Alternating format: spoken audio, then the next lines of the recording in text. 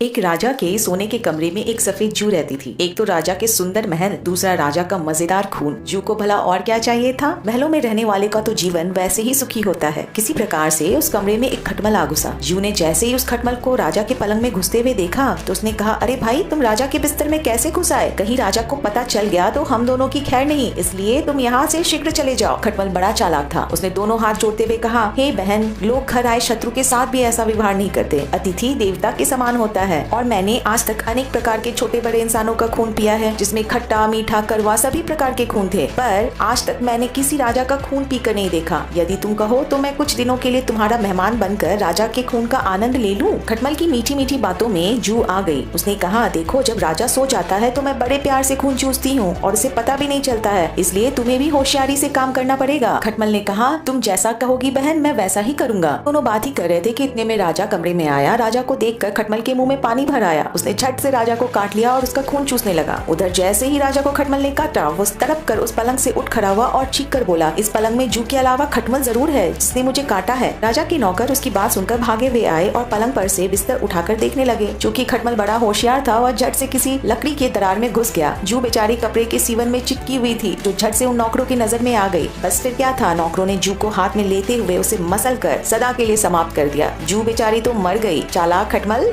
बच गया। इसलिए दोस्तों, अनजान लोगों से सतर्क रहना चाहिए, उनकी बातों में नहीं आना चाहिए।